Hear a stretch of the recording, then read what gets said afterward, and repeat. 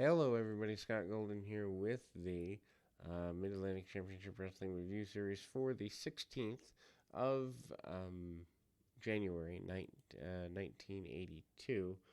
We move into that time in the area where they're talking about building a tag team tournament that goes across several promotions and several deals there.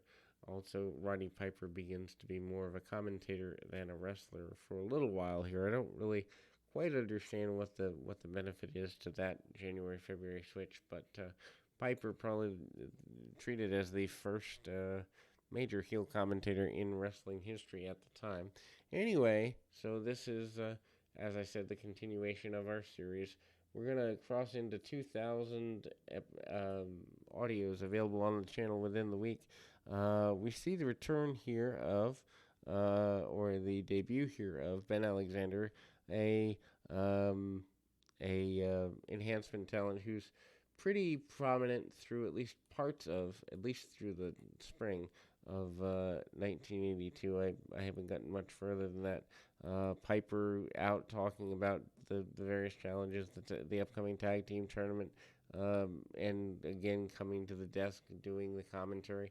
Kind of an interesting run there. Ben Alexander and Terry Taylor is your opening contest here. Taylor has been primarily pushed as a guy who needs to be acknowledged as a pretty big deal there.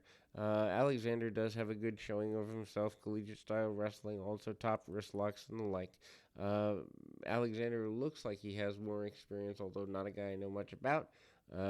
Standing switch and hammer locks and stuff from Taylor. Taylor goes down with the arm bars and basic maneuvers. Terry Taylor, though, acknowledging the crowd a little less than he should, takes the hammerlock down and kind of keeps on his man a little bit. But Taylor, really very aggressive, assertive throughout. Short knees by Anderson. Anderson also shaking off the arm in between offensive maneuvers. Good thing to see there. Taylor takes him back down, wrist locks and standing switches and the like. Super basic stuff. Nothing necessarily that is ultimately kind of running things forward there. Knee to the midsection and basic things along the way there. And finally, flying five arm by Terry Taylor gets him the victory.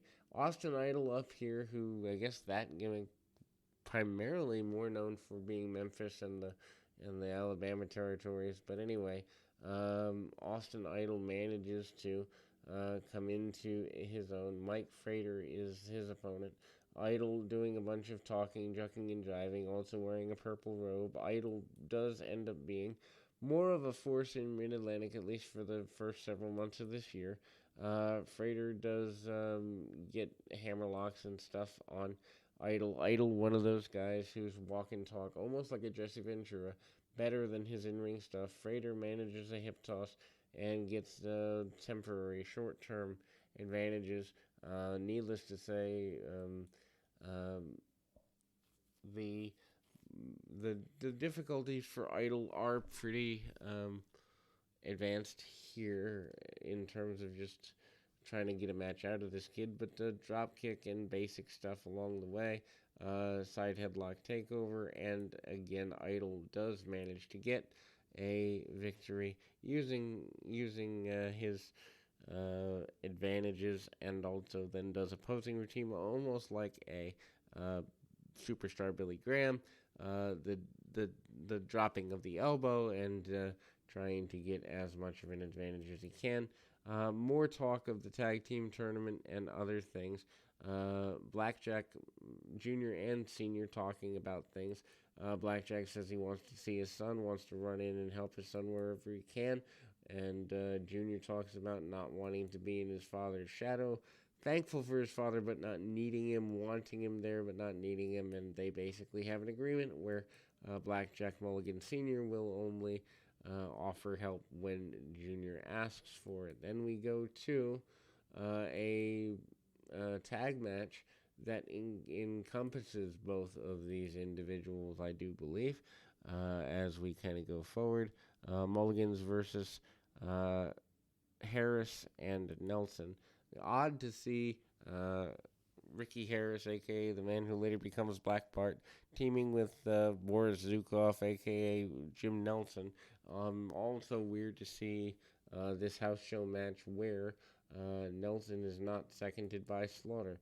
Obviously, Blackjack the senior is in control of the tempo of the match. You can definitely see the difference between the two in terms of size and speed.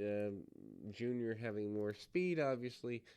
Senior having more size. Senior also able to get more power moves done, even if it's something as simple as a big boot. Needless to say, the heels are constantly or almost constantly on their heels, running backwards. The claw is also a pretty big thing here, and some hard shots by um, Junior as Senior holds the claw on Ricky Harris in the middle of the ring, getting the victory there. Gene Anderson and Ole Anderson out cutting promos. Basically, Gene going to be a manager, it looks like, from here on out. Sergeant Slaughter is frustrated with the lack of respect that he's gotten as U.S. champion, and they almost start to tease Piper and Slaughter being on the same side, but Piper never truly backs down to that effect. Piper does end up interviewing Slaughter a couple times in the weeks and months to come here, though. So, we move towards the next in the series of matches, which happens to be in this particular foray. We've got a um, Bill White Jake Roberts match. Roberts cranks on a side headlock, super basic maneuvers, nothing necessarily worth writing home about by any stretch of the imagination. White takes a couple cheap shots at Roberts. White really doesn't have Roberts' experience level. Gets the cheap shots, tries to choke him out with the bottom of the boot. Roberts does manage to get a kind of the running knee lift. Also, some body slams. DDT has not occurred yet, at least in major form. Duck of the head on a early backdrop, and Roberts gets taken over again. Back suplex by Jake Roberts, though a few seconds later gets him back in control of the match. Odd to see Jake Roberts in a singles match here, mainly because he has not been in singles for the majority of the series of the contest that he's been in as of late. So Jake Roberts wins with the knee lift and goes on his merry little way. Next, we see Sergeant Slaughter managing to come up there, and Slaughter faces off against Buddy Landel to close the program. Sergeant Slaughter, your U.S. champion still, I'm pretty sure, and Landel hits a couple of harder shoulder tackles and that. Punch kick by Slaughter. Slaughter tries to slow the match down, headlocks and basic maneuvers there.